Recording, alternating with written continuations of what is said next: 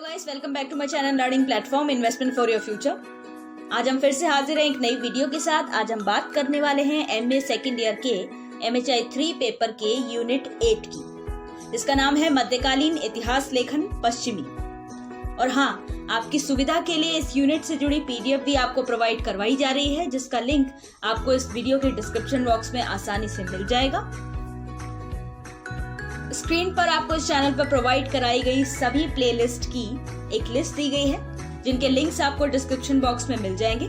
इस तरह के और भी वीडियोस और प्लेलिस्ट के लिए चैनल को जल्दी से लाइक, शेयर एंड सब्सक्राइब कर दीजिए और सब्सक्राइब बटन के बराबर में दिए बेल आइकन को भी दबाइए, जिससे आपको आगे आने वाली सभी वीडियोस की नोटिफिकेशन आसानी से मिले। चलिए फिर आज की वीडियो की शुरुआत करते हैं। अब पश्चिमी इतिहास को ठीक ढंग से जानने के लिए सबसे पहले पश्चिमी इतिहास के बैकग्राउंड को समझते हैं। पश्चिमी इतिहास लेखकों ने सबसे पहले हिस्टोरिया और क्रोनिका शब्दों को यूज करना शुरू किया, जिनका आगे चलकर इतिहास लेखन के क्षेत्र में बहुत ज्यादा महत्व बढ़ गया। हिस्टोरिया का अर्थ है सत्य का कथन, यानी जो विवरण सामने आए उसका सच्चाई से सीधा सीधा संबंध होना चाहिए। और वहीं क्रोनिका शब्द का अर्थ है किसी भी घटना के विवरण को बताने के लिए एक दायरे के भीतर नियमों को अपनाते हुए अभिव्यक्ति की पद्धति, जैसे कि हिस्टोरियोग्राफी। हालांकि पश्चिमी इतिहासकारों ने मध्ययुगीन इतिहास लेखन को लिखने के समय इस बात का अवश्य ध्यान रखा कि अतीत की घटनाएं जब वर्तमान से जोड़ी जाएं, तो उसमें बौद्धिकता का समावेश जरूर हो। कहीं न कहीं ईसाई धर्म ने काफी हद तक मध्ययुगीन इतिहास लेखन को लिखने में अहम भूमिका निभाई। और तो और ईसाई इतिहास लेखकों ने शुरू से ही तथ्यों का सही विभाजन, घटनाओं की सही क्रमबद्धता और सही काल निर्धारण की व्यवस्था बनाए रखी।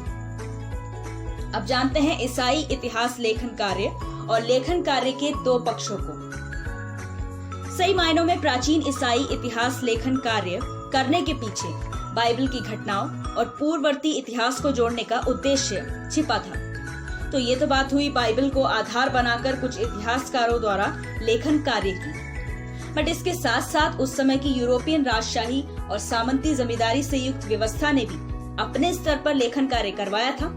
बाइबल आधारित लेखक जहां धार्मिक और मोक्षवादी पक्ष का नेतृत्व कर रहे थे, तो वहीं राजशाही से जुड़े लेखक कार्य धर्मनिरपेक्षता और नवनिर्मित विचारों का नेतृत्व कर रहे थे।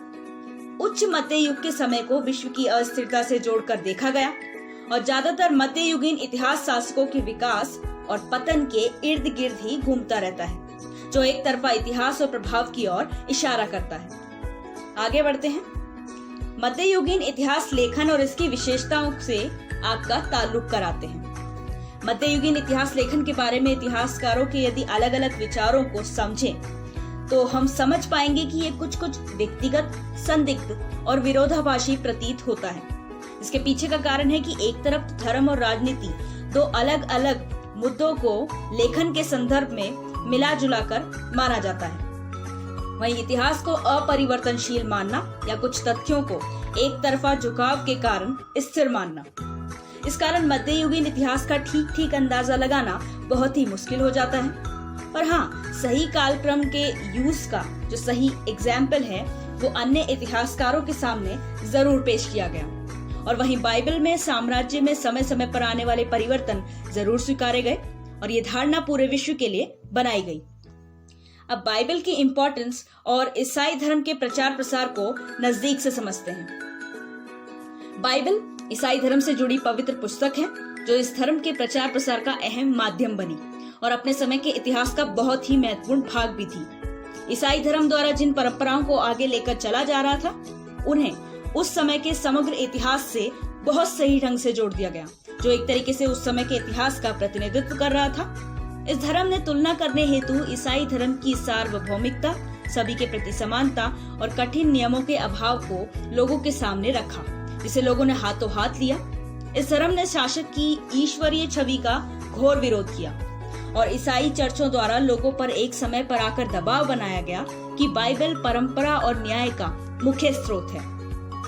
अब समय के साथ इतिहास से जुड़ी संकल्पनाएं भी बदल रही थी और इतिहास लेखन पर इसका कई स्तरों पर प्रभाव पड़ रहा था। यूरोप और अन्य क्षेत्र धर्म और बौद्धिकता से आगे बढ़कर सांसारिक जीवन की असलियत की ओर बढ़ रहे थे, जो इतिहास के कालक्रम को आगे बढ़ाने और इतिहास के विकास में बहुत सहायक था। और समय के साथ ही किसी घटना से जुड़े काल या समय और नई नई पद्धतियां सामने आने लगी। इस घड़ी में ह्यू ऑफ सेंट विक्टर ने एक नई पद्धति सामने रखी। उनके अनुसार किसी भी घटना या तथ्यों की सही जानकारी के लिए 3 प्रश्नों का सहारा लेना होगा। पहला, किस व्यक्ति ने उस घटना को अंजाम दिया। दूसरा, वह घटना कहाँ घटी। और आखिरी प्रश्न, घटना कब घटी। और इन 3 प्रश्नों के आधार पर पूरी क्रिया का निचोड़ जो है वो हमारे सामने होगा। अब तक हमने जाना मध्ययुगीन इतिहास लेखन से जुड़ी पद्धति को। अब नजर डालते हैं काल गणना की आधुनिक पद्धति की ओर। इस पद्धति में लेखक ऐसे तथ्यों को अधिक प्रमुखता से दिखाते हैं जो लोग याद रख सकें। कहानी कहने की बजाय सच पर आधारित तथ्यों को पेश किया जाता है। तथ्यों को भावी पीढ़ी को ध्यान में रखकर लिखा जाता है। हाँ, भविष्यवाणी से इसका कोई लेना देना नहीं है। और आखिर में बिल्कुल सटीक और चरित्र युक्त इतिहास को प्राथमिकता दी जाती है। अब आते हैं यूरोपीय इतिहास लेखन की असल परंपरा पर। आरंभ से ही यूरोपीय परंपरा ने काल आधारित लेखन कार्य को तरजीह दी। इस कड़ी में श्रद्धेय बेड़े नाम के इतिहासकार ने अपनी पुस्तक में हिस्टोरिया और क्रोनिका शब्दों का प्रयोग कई स्तरों पर किया और यहीं से हिस्टोरिया शब्द की धर्मयुक्त और धर्मनिरपेक्ष के आधार पर बहस शुरू हुई।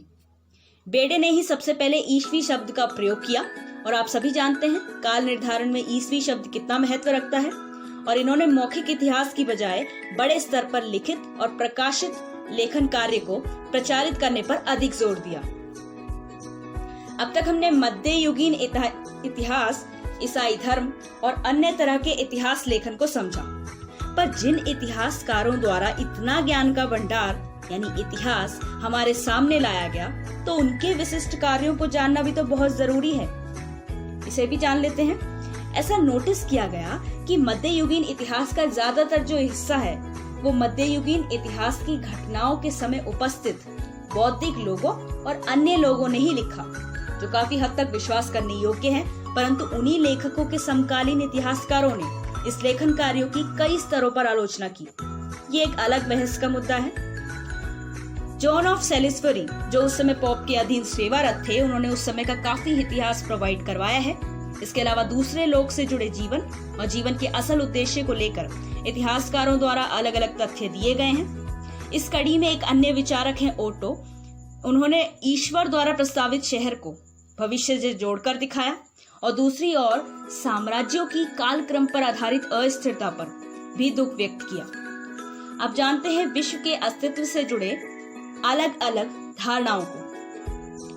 पश्चिमी इतिहास लेखकों ने विश्व को अस्थिरता की कैटेगरी में रखा, बट 2 कारकों ने इस तथ्य पर प्रश्न उठाया। पहला, एक भविष्यवाणी जो दुनिया के खत्म होने से जुड़ी है, और दूसरी 12वीं और 13वीं शताब्दी के समय की अरस्तु की व्याख्या कि काल अंतहीन है, इसका कोई अंत ही नहीं है। विश्व की प्रकृति के शुरुआती पक्ष को जानने के लिए संत संप्रदाय और पूर्वजों के सम्मान के माध्यम से स्मृति आधारित इतिहास को बढ़ावा दिया गया और मौखिक इतिहास की पद्धति इसमें बेहद काम आई। इसके अलावा उस समय की विश्व की जो स्थिति है उसे समझने में बाइबल और शासक वर्ग द्वारा करवाए गए लेखन कार्य किसी न किसी संदर्भ में काम आए। अब लेखक अपने लेखन कार्य में अनिवार्य रूप से अपने लेखन से जुड़े स्रोतों को भी दर्ज करने की परंपरा शुरू करने लगे और प्राचीन इतिहास के सरकारी स्रोतों को नकारने के उलट मध्ययुगीन इतिहास की राह में सरकारी संग्रह का भरपूर प्रयोग किया गया। इतिहास लेखन कार्य के संदर्भ में कालक्रम पद्धति को इतना महत्व दिया गया, पर असल में यह इतिहास को जानने का सही माध्यम था या एक बाधा? आइए जानते हैं। ऐतिहासिक परिवर्तनों के दायरे में केवल राजनीतिक व्यवस्था के उदय, विकास और पतन से जुड़ी घटनाओं को ही शामिल किया गया, परंतु उस समय की असल ऐतिहासिक परिस्थितियों का कहीं भी उल्लेख नहीं किया गया है, जिससे इतिहास के सही अनुमान लगाना बेहद कठिन समस्या है।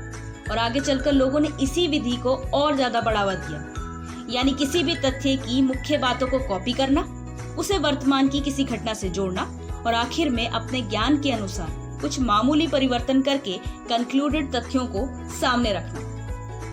मध्ययुगीन इतिहास केवल बाइबल या सरकारी दस्तावेजों पर ही आधारित नहीं था।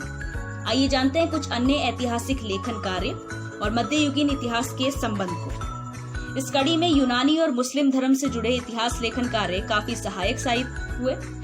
यूनानी इतिहासकारों की इतिहास वृत्तों की पद्धति और इस्लामी इतिहासकारों में अल-ताबरी, अलमसूदी और इब्न खल्दून द्वारा लिखित इतिहास ने मध्ययुगीन इतिहास लेखन को और सटीक बनाने में योगदान दिया। समय काल के महत्व की बात करें तो 15वीं शताब्दी को समस्त विश्व परिवर्तन का आधार माना गया, जिस समय काफी सारी खोजें, तकनीकी विकास और भौगोलिक परिवर्तन आए। हालांकि मध्ययुगीन इतिहास लेखन परंपरा को 2 तथ्यों पर आधारित कर दिया गया, पुरातनता और ईसाईत, और बाद में कालक्रम को भी इस परंपरा का अभिन्न हिस्सा बना दिया गया। और आखिरी तथ्य के अनुसार मध्ययुगीन इतिहास लेखकों ने परिवर्तनशीलता से जुड़े तथ्य और पूर्व युग से वर्तमान युग को अलग मानने वाले तथ्य अपनाए। हालांकि अलग अलग इतिहासकारों के मस्तिष्क में इस स्वीकार्यता को लेकर संशय जारी है। इसी के साथ ही ये वीडियो यहीं समाप्त होती है। आई होप आपको ये वीडियो पसंद आई हो। बस आपको इस तरह की और भी वीडियोस के लिए चैनल को ज्यादा से ज्यादा लाइक, शेयर और सब्सक्राइब करना है और कमेंट सेक्शन में वीडियो से जुड़े फीडबैक भी जरूर दें।